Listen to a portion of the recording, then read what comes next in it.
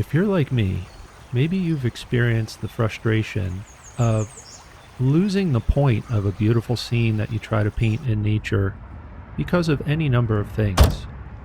The amount of detail, the scale of the scene, the changing light effects, whatever the case may be, it's easy to get lost when painting in nature.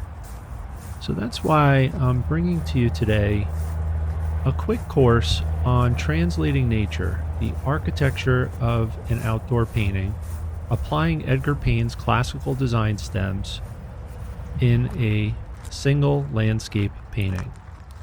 And the process, while not easy, it can make painting outdoors on site through direct observation a lot more enjoyable, and it can help us deliver more consistently good paintings. And that's a wonderful thing. So, the artist dilemma is one where we are folks who tend to be pretty sensitive to things like light effects, details. The things that normally will draw us to a scene oftentimes can undercut us when we try to create a good painting.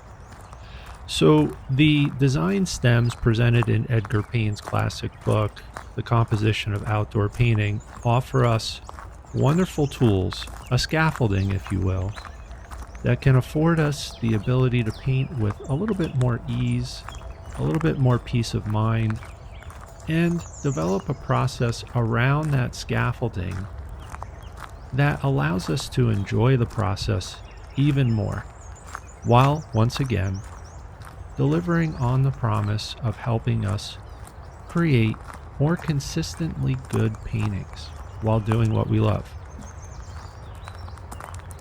So today I'll take you through some of the main concepts from Edgar Payne's book and actually show you how I apply them while painting this beautiful scene here in the Pocono Mountains.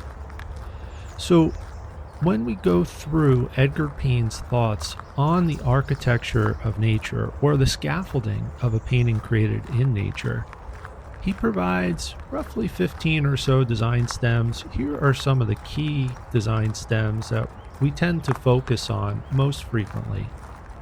And when you go through his book, he does a great job of depicting how he has applied these concepts to his own paintings. And he was a wonderful painter. So if you look at the actual paintings that he created over the course of his career as a painter, you definitely kind of get the sense that he knew what he was talking about. A lot of his works can be found in museums, large private collections, and you can just see by the quality of the craftsmanship that goes into his paintings that he had a lot of mileage when it comes to the number of canvases that he filled over his time as a painter. And you also can see clear evidence of these design stems within his works. And once you get this, and once you start putting this into practice, you'll have an easier time actually seeing these design stems within natural scenes, like I'm about to show you here in this video. And they do provide a really nice scaffolding for a painting that allows us to paint with more freedom and do things like punch up the color here and there, make decisions more quickly about alterations to the design that we might apply to a painting, and that's all good stuff. So today we're painting at Mini Sink Park here in the Poconos, just behind the soccer fields, right where Cherry Creek and Broadhead Creek merge together and then spill into the Delaware River.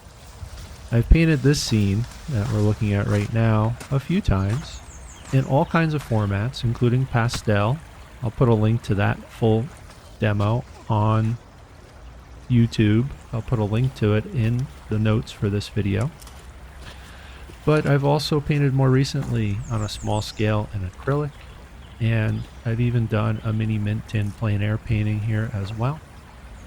It's just a beautiful, peaceful scene.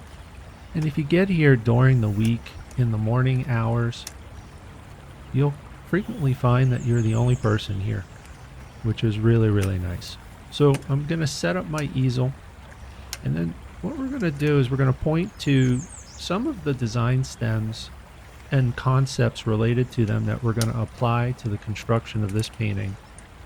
As you'll see, multiple design stems can actually be applied to this painting, and as usual, editing when painting is going to be an important part of the process. One of the first design stems that comes to mind is the tunnel. And in this sense, the tunnel is a form that's constructed by the tree canopy and how it plays against the surface of the water with the multiple reflections and shadows that are found on the water surface.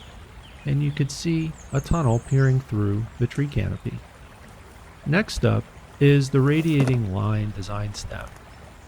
This design stem is kind of reminiscent of maybe those times in drawing class where you practice one-point perspective, where you have lines within the scene radiating from one single point off into the distance. And we have the compound S or curve design stem, and this is a really helpful design stem when trying to emphasize distance or depth within a painting. Structurally, it helps us do that.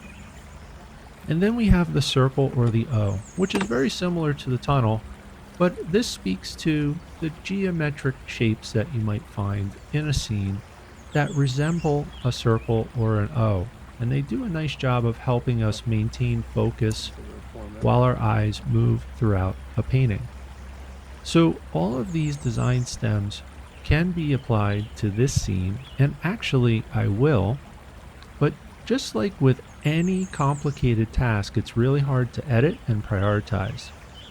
So what we'll do is we will choose one of those design stems as maybe the leader or maybe the primary design stem, and we'll also weave elements of the other design stems throughout the painting in an effort to help enhance its effectiveness and improve the way with which the painting reads from a distance when looking upon it. So we'll get started here. I'm going to continue to get set up, get my brushes out, get my oil, lay out my paints, and we'll sit down eventually and get started on the initial sketch and then work through the entire process of creating this painting. And all along the way, I'll demonstrate how Edgar Payne's design stems factor into my decision-making process and ultimately help us build a painting that's enjoyable to look at and do so more reliably over time as we create more and more paintings.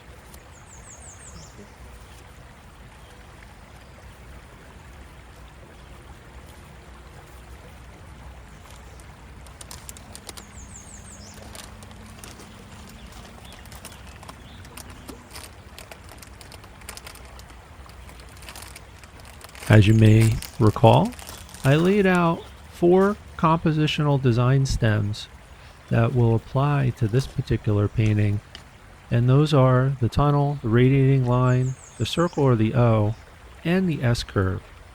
And the S curve is going to be the dominant stem in this painting. We're going to use the way that the light dances off of the surface of the creek to help enhance this and draw focus to the nature of this scene, with the S curve being the primary design stem. The other elements of this scene will help us create a painting that will also incorporate elements of the other design stems as well, but they will be subordinate to the S curve. And you'll see that kind of emerge as we make our way through the process of creating this painting. So I kind of have a standard palette laid out. Normally I would list those colors out for you, but that's not really the focus of this video. The focus is really dealing with this dilemma that we have as artists painting in nature, and that dilemma is the complexity associated with the scenes that we're tackling as a painter, and the method by which we could simplify the scene and increase our chances of successfully capturing the impression of a scene by using Edgar Payne's design stems.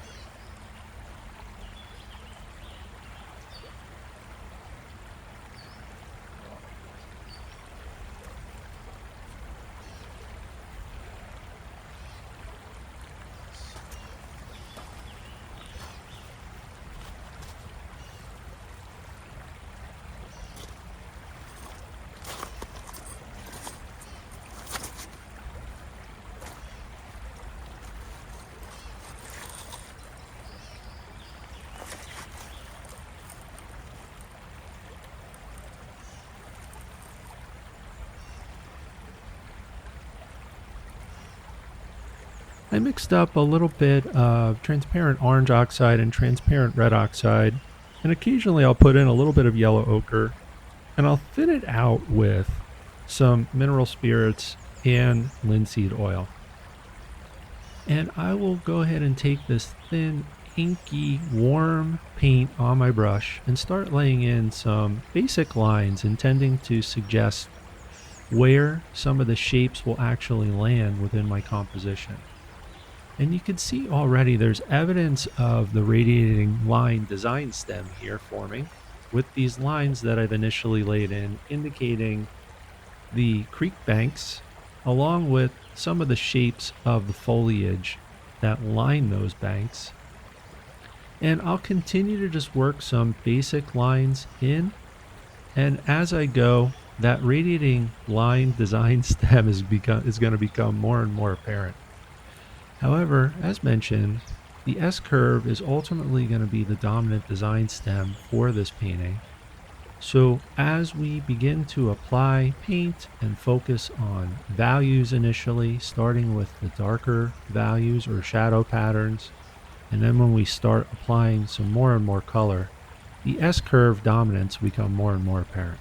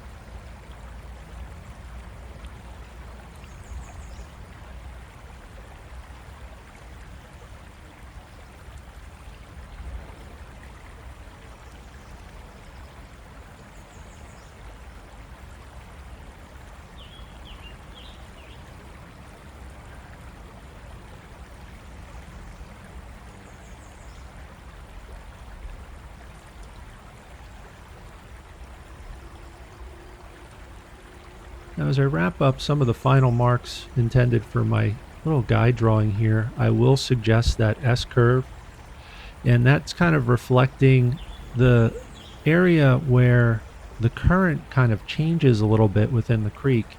Off to the right, Cherry Creek is spilling in to the creek bed here, and it creates this interesting pattern which enhances the S curve or compound curve design stem. And we're going to use that to our advantage in hopes that it helps make this painting more effective than it otherwise would be.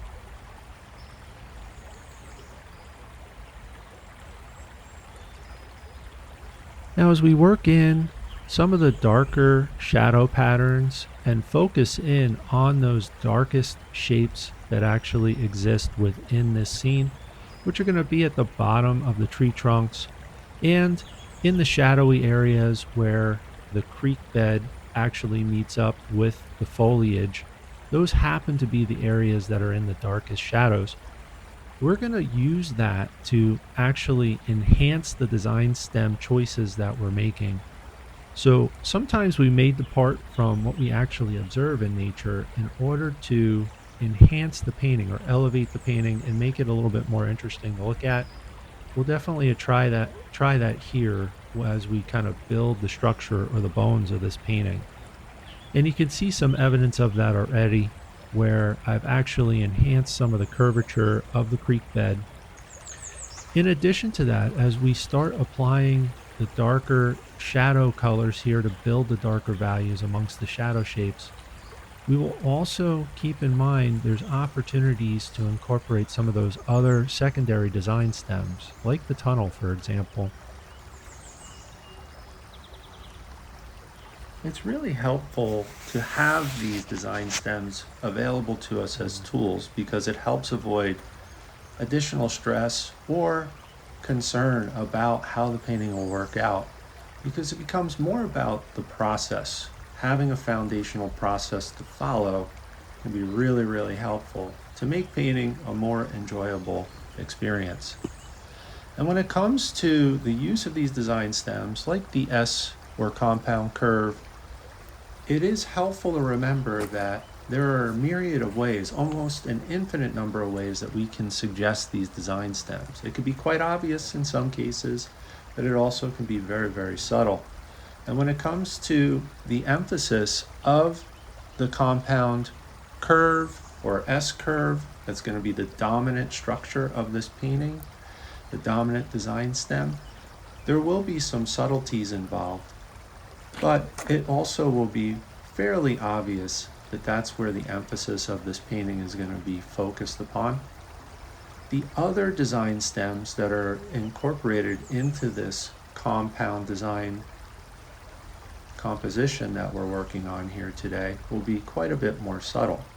And there will be some decisions to make. So for example, as we try to put a little bit of emphasis on the tunnel, where we're peering through the tree canopy, which can help us enhance the sense of depth within this painting, a lot of the decisions will be oriented toward the edges of the tree trunks and the foliage juxtaposed against the shapes that are used to render the mountain in the background and the more distant foliage and creek bed.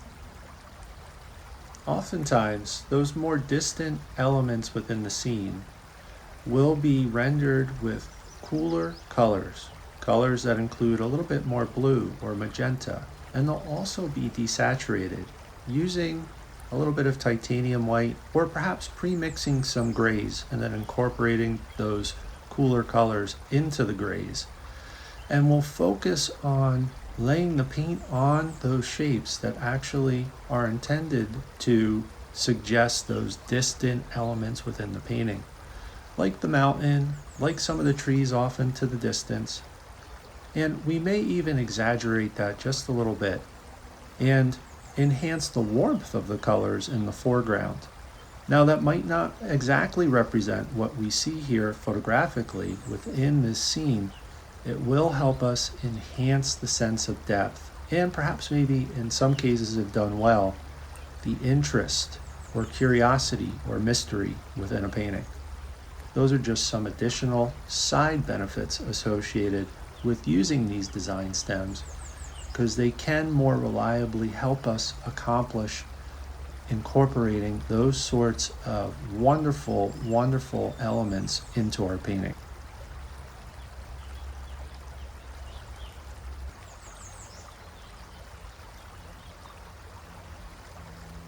If you'd like to learn a little more about Edgar Payne and his concepts that he presents in his seminal book, The Composition of Outdoor Painting, check out the book summary playlist on the YouTube channel here. and you'll find a nice summary of composition of outdoor painting, where I'll take you through a quick overview in about 10 minutes. I'll put a link in the notes for this video for this book summary for you. In addition to that, I have another video where I offer up my 11 favorite design stems and some of my thoughts on how to use them in this additional video that's available to you on that same book summary playlist. I will put the link to this video in the notes for this video as well, so you could easily access it and explore the concept of Edgar Payne's design stems a little bit further if you're interested in doing so.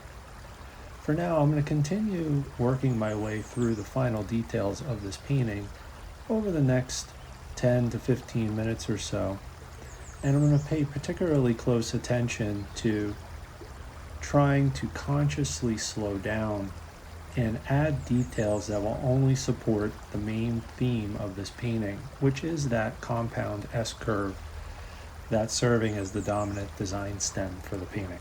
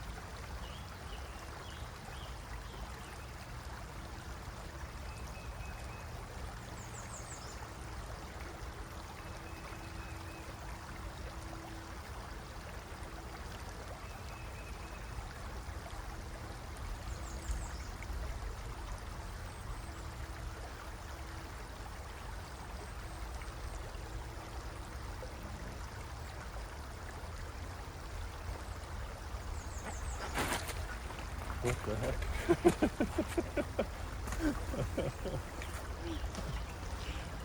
That scared me. All right. That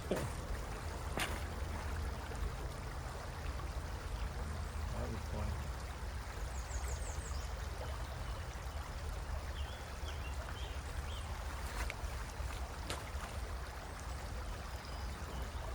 Orangey, red.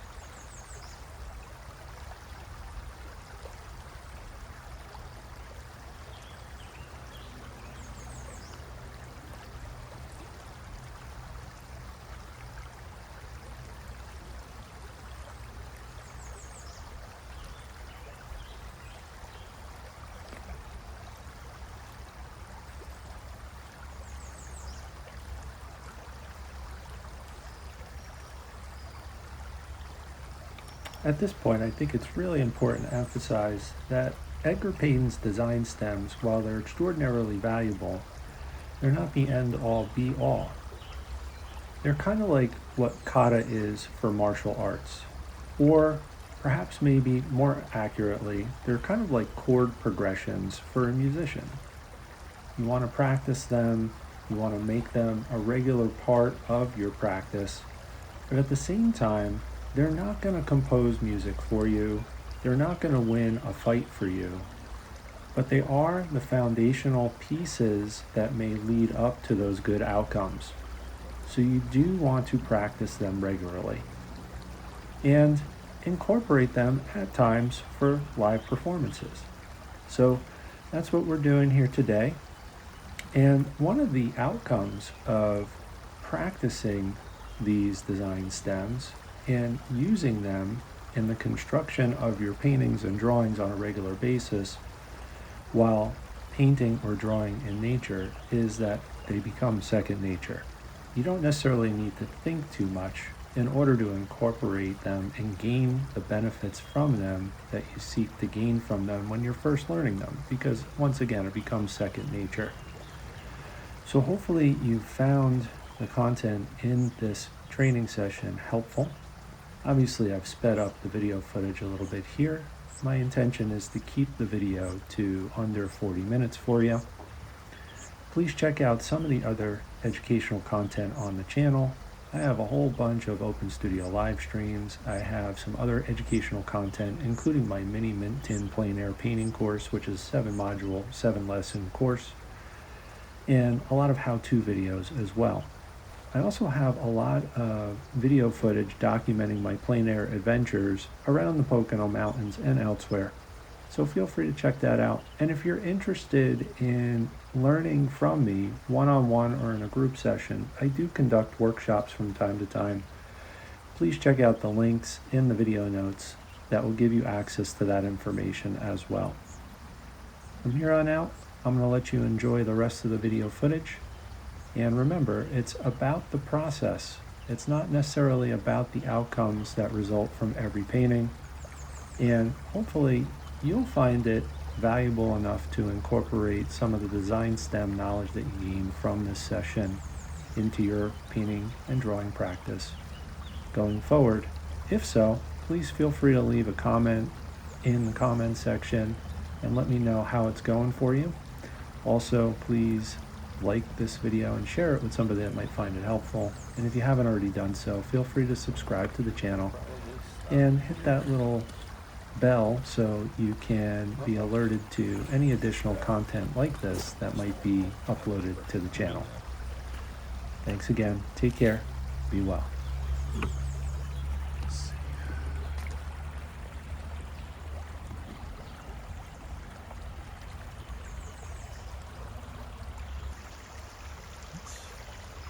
Walking at once. Put those spots here.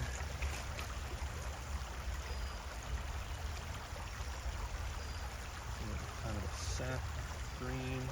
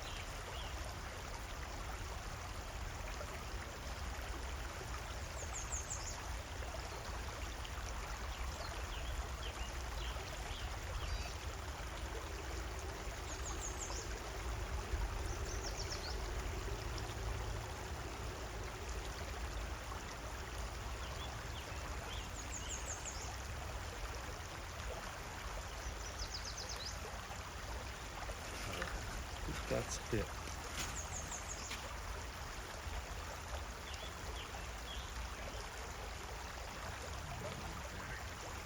I might make some adjustments in studio, but for the most part,